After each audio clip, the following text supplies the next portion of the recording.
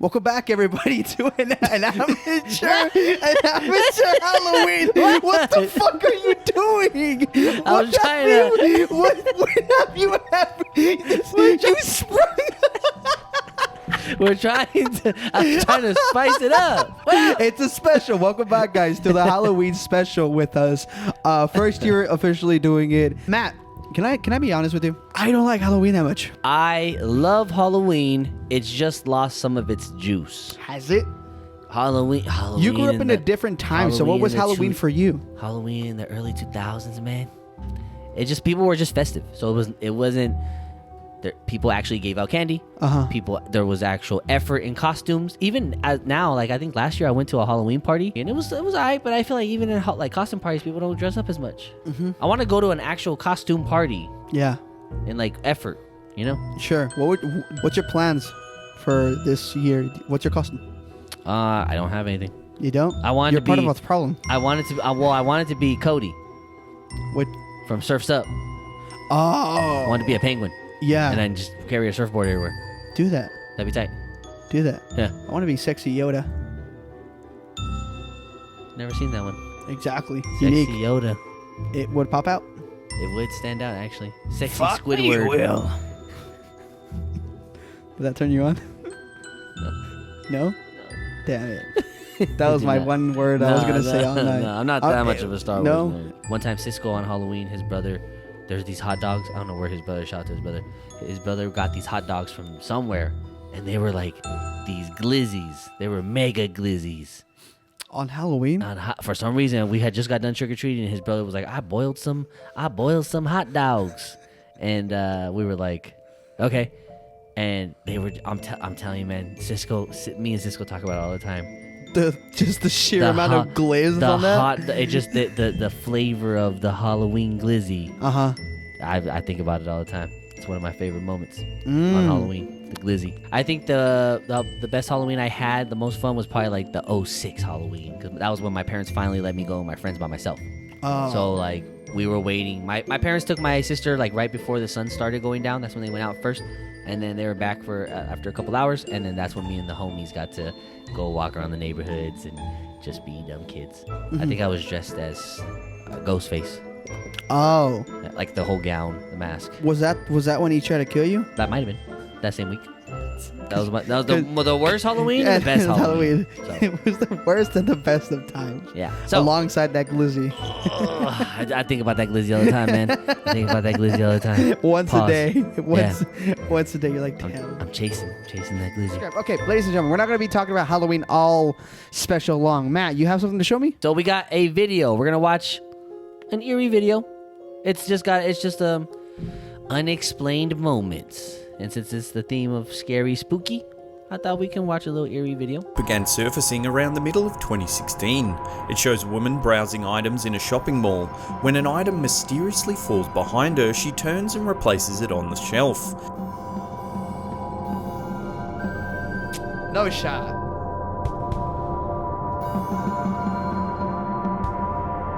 As soon as she replaces the item, she begins to act very strangely, almost as though an unseen force takes control of her body. She drops her shopping and begins to writhe uncontrollably. After falling to the floor, two other shoppers notice the woman. As one comes to her aid, the woman lets out a guttural scream.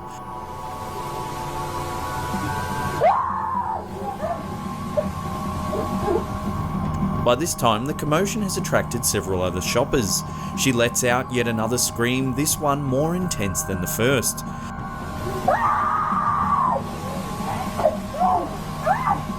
The screams seem to have the power to push the onlookers back. As the man in black attempts to restrain her, the other onlookers gather closer. The woman begins calming down, but then suddenly she lets out one final almighty yell. And the store collapses. Yeah, no shot! No shot! No shot! This time it has the force to move objects in the store as well as cause the security camera to flicker. The other customers then help the woman to her feet and escort her away. I believe it. No shot, bro. This is an advert where the prices are out of this realm.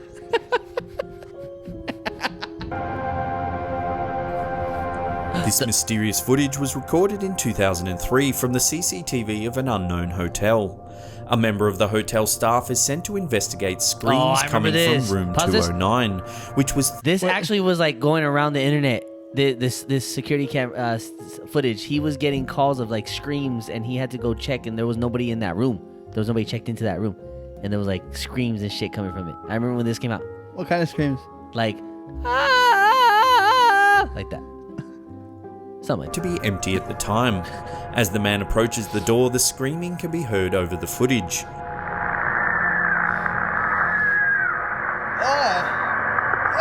going on, John? My heebies are GB'd. The voice of another member of staff can be heard advising the man to wait before entering the room, as the police have been notified and are on their way. However, the man decides to enter the room anyway. Nope. You couldn't pay me enough. You do not pay me enough. Shortly after he enters, some sort of ghostly figure can be seen escaping down the hallway before the hotel lights begin to flicker.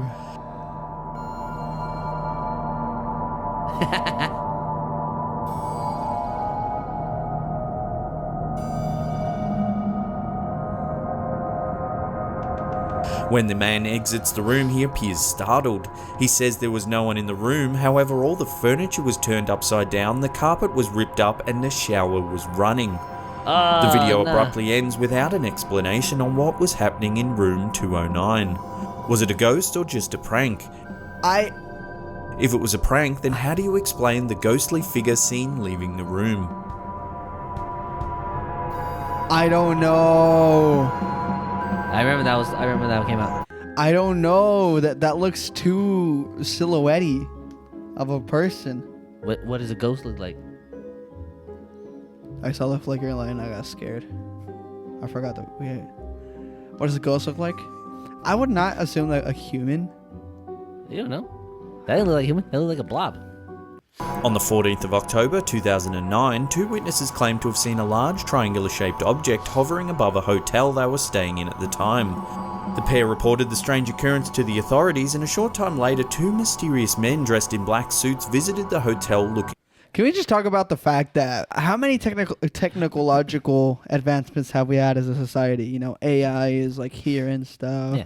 Your phone can detect your face and stuff. You know, why the fuck do the CCTV cameras still look like that? I'm telling you, when I worked at Target, you would think, right, a fucking $1 billion company, some of the cameras were ass, and they just didn't want to pay them.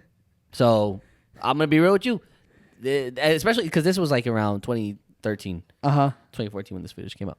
So yeah, no, it makes sense that it's filling on a fuking potato. But you would think that, you know, just to solve crime and be better, you would get better footage, unless they want to suppress it.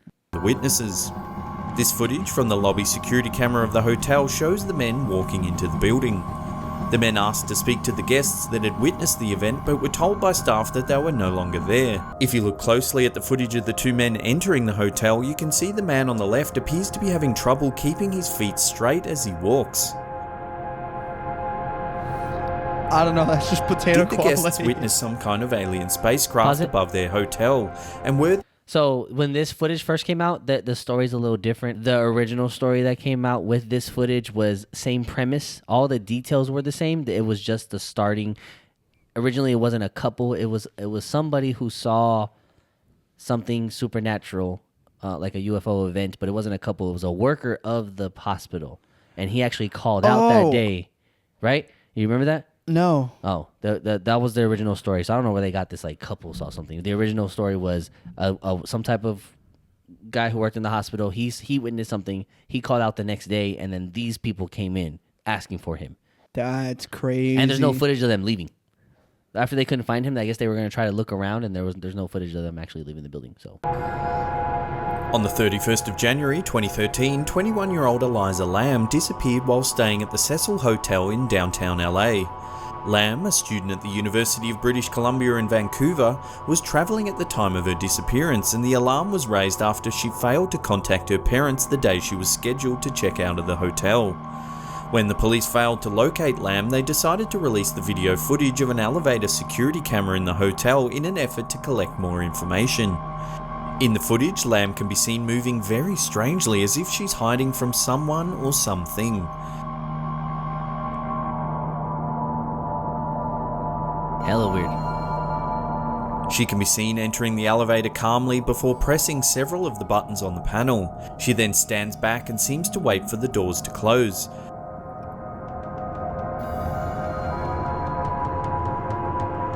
Suddenly, she lunges forward and looks down the hallway before standing up against the wall.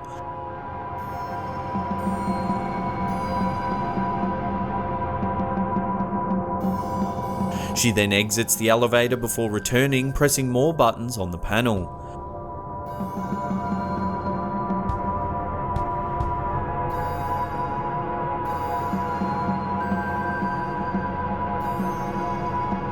Why is the elevator not closing? I don't know, because she pushed all the buttons. It should still be moving. You can keep it open. She exits the elevator one final time Maybe and she can be pushed one seen of them? communicating with something before wandering off down the hallway.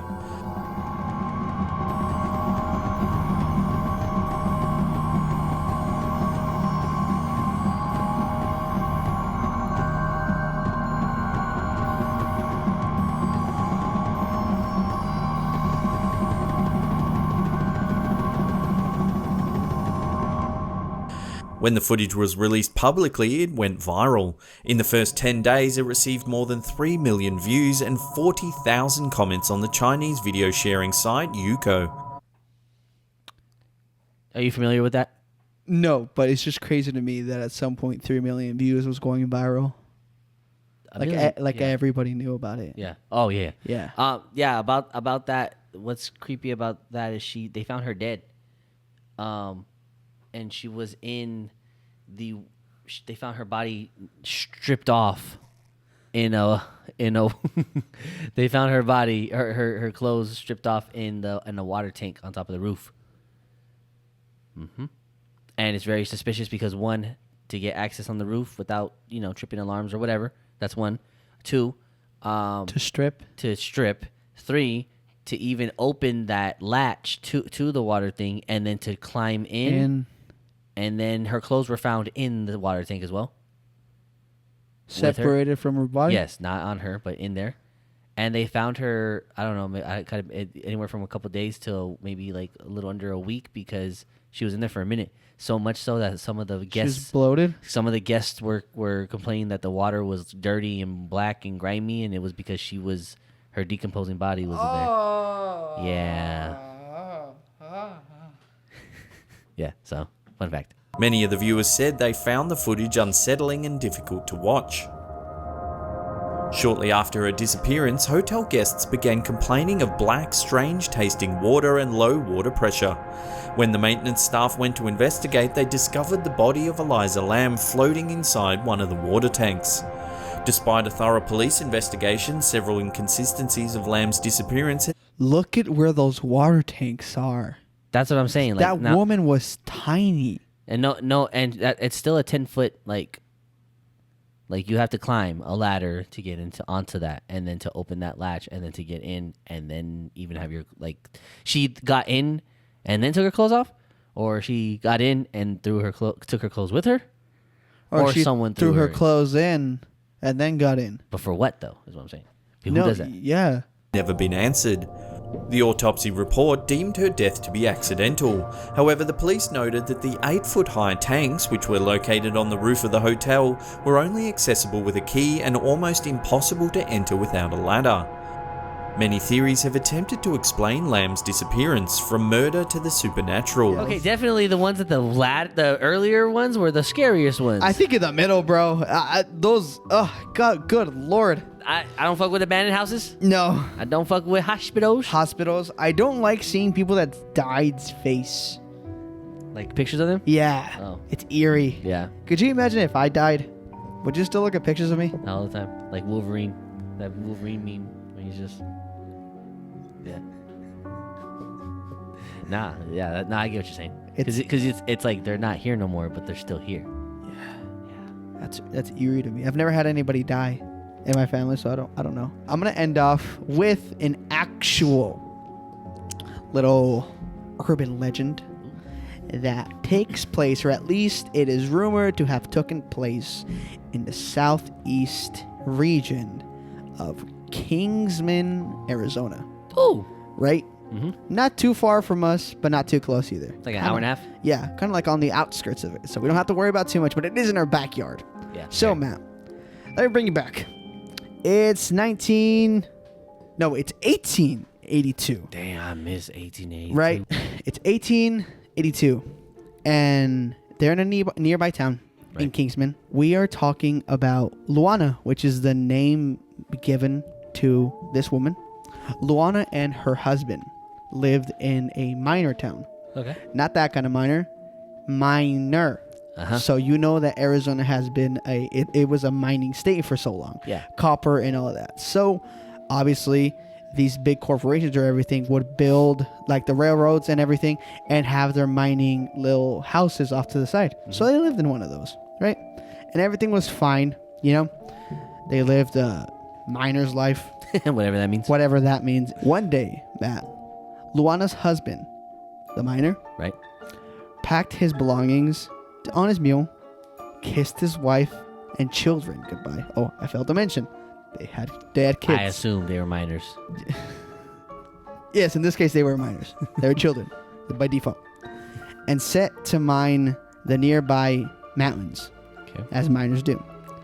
Days passed, and Luana began to grow weary, as her husband never returned late.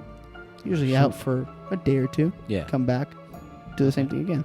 It's believed that her husband was a victim of a robbery or killed from the harsh environment of the unforgiving desert, as we all know it to be very true. When her husband never came back to the small shack with gold in his pockets, Luana began to panic, as the family began to run out of food, and they were slowly starving.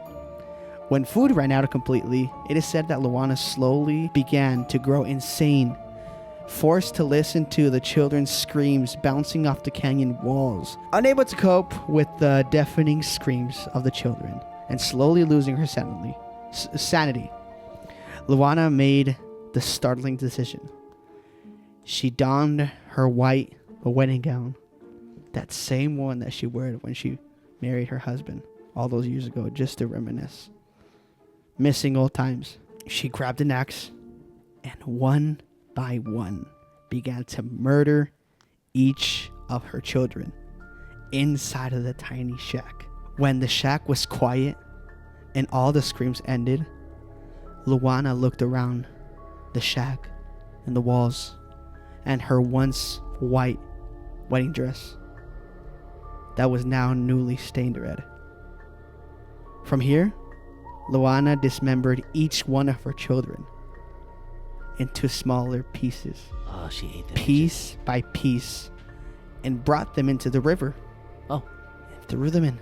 Once she finished her task, she collapsed at the edge of the river and began to wail. She stayed at the river's edge, screaming and crying until she herself died. Nope. Mourning the death of her children. That she caused. That she committed.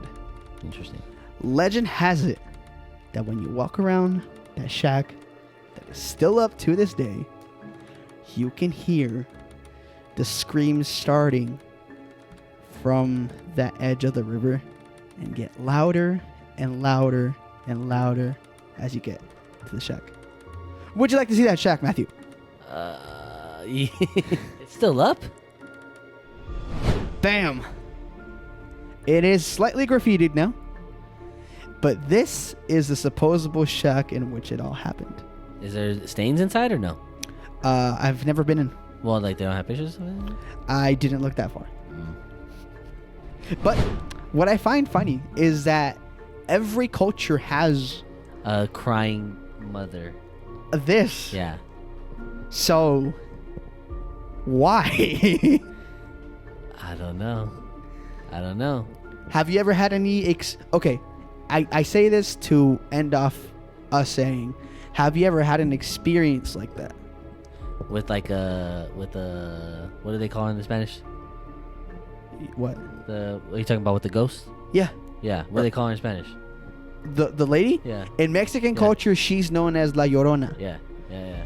That's scary. It is scary because I have heard many stories about her, but like in Mexican folktale, it's different because she herself chained up and drowned her children. Yeah. The same thing, like at the river. Yeah. And again, in Mexican folktale, that you can see her roaming the streets in Mexico with the chains that she killed her children with, like weeping, like my children, that I have killed my children and everything. That one's a little bit scarier because I've heard stories about her being in the city, and this is just in the outskirts of a old abandoned mining town. Yeah. No, that's. I personally have never encountered that. Yeah. But I've heard bone-chilling stories about like it was 3 a.m. and we heard the. And I don't know. I don't know if people play into it. What do you think about urban legends? I'm sure they stem from somewhere, but just like my own personal stories, I always question the validity of my memory because, yes, somebody like the ghost stories. Shout out to our ghost stories episode, link in the bio. Those happened, but did they happen the way that I like? Over the years, how much do you play into it? How much do you really get into? How much of the showmanship do you come out when you're telling people? Or just because you remember it, your brain processes it in a different way that I don't know. I'm sure there's a little bit of showing up in it, but it still happened. Like, yeah, I've had, my dad thought it was a funny idea to tell me like ghost stories like that shit. And then we went camping that same weekend. Bro, and I literally, my dad was asleep and we were in the bed of his truck, like with the camper on. Yeah. And I'm literally like looking out the window trying to see something. I can't sleep, and I'm just like, who does that? Who does that? It's a I don't know. It's a generation thing. I know. She wanted to get a kick out of you. Yeah, I wanted to scar me for life. Now I don't like going camping. That's the reason why you always say no. Reason. I don't know, dude. Because sometimes it's interesting because in reading this, I also found. Did you know that Arizona has its own version of Bigfoot? Yeah, you.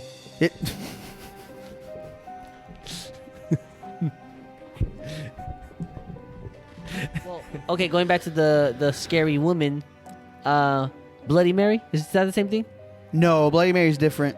Bloody Mary is more demonic, and she's summoned like Beetlejuice. We used to play that shit, dude. I remember. Oh my god. Okay. It's good that we're talking about this now. Real quick, and then we're gonna end off the special. Again, shout out to our ghost stories. I mentioned that in my elementary school, they had renovated the upstairs bathroom, and that bathroom was always eerie. Yeah. Dude, it's like, like when you walk into the room and you feel the energy, it was not good. I didn't want to pee there, bro. I only peed out of necessity. Yeah. And sometimes I didn't even have time to do the shaky. I just put it back in. I felt like that at your school, in the art area, the art building. Yeah? Yeah, I didn't like going over there when I had to do my rounds over there. And I had to use the restroom one time because it needed a key. You have to unlock it. The art area. Like by the parking lot. That's in the parking lot. That's that building you have to walk across. The new one? Yeah. The one that was built like by the football field? Mm-hmm. I never went there. Because so weird. The bathrooms are so scary. The bathrooms are like shower. They have like a shower in there, but it doesn't work. So it's just like a. It's because that was built for like the ELL and the like special kids. That whole area. And you never went there? You never went in there? No. I graduated before they. Yeah, I was top of the class. You were the other special class. Yeah. Yeah. No, yeah, but yes, I know what you're talking about. Where there's certain places. So again, for some reason, a substitute teacher day. Oh, lovely. Like 4 of the guys went out to the restroom, and then we were in there, right? I'm like, oh, let's go to the upstairs bathroom.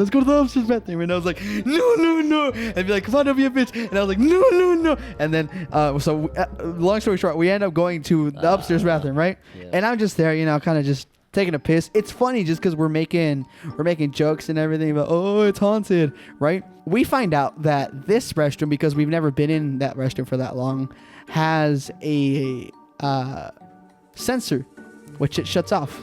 Right. And we're like, so what my friend decided to do was, let's stay still, have it go off, and we're going to do the Bloody Mary thing. Because at this time, what was it? Paranormal Activity 4? Was it 4? The marked ones? Yeah, when they did the whatever movie came out, the one where they did the Bloody Mary, Bloody Mary, Bloody Mary. Oh shit, I said it. Where they did it, and then like the guy kind of got yanked and everything, right? That movie had just came out. And we're like, oh my god, let's do it, right? And I was like, no. You know, I was always the bitch in the group. Yeah. So we ended up doing it. Again, I don't know if anything happened, dude, but like you feel something. I don't know if it's just like the adrenaline or the fear as a kid, but I kid you not, I felt something just whoosh past us, and I ran out. I was the first one out. I was like, no. And then I think that had to be the second to last time I ever used that restroom. Hell no. Because it just wasn't good, dude. I don't know what happened in that restroom that like caused such a bad vibe. But that's the only like Bloody Mary story that I had. Yep. We used to do that at the daycare that I went to, which was funny because it was a Christian daycare. And we were in the bathroom doing the same thing. Turn the lights off, Bloody Mary. I was the light guy because low key, I played the part where I didn't want to be I didn't want them to show. I want to show them I was a bitch. So I was like, I'm the light guy. That way, so if you had to run out, or if I had to turn it on, I'm in control, baby. Like, hey, turn it on. I'm there. I ain't gonna slack it. But yeah, also I'm by the door, so yeah, if anything happens. But yeah, we did it all the time. That's crazy. Do you know what's also crazy? Almost every church has a certain area where it also feels like weird. Yeah, it's like weird energy. Yeah, every church I've been to. Every church there was a time where my parents thought that church would solve their divorce. Crazy, huh? Yeah. And we went to a handful of churches, and every single church has a specific spot. That's it's crazy. Weird. I hate it. Well, with that, ladies and gentlemen, this has been our Halloween special. Thank you for spending your Halloween with us. Hopefully, you guys enjoyed it. Enjoyed time with us. Let us know what kind of candies you got and what you did. Yeah, happy Halloween, everybody. Happy Halloween. We will see you when we see you. Bye-bye.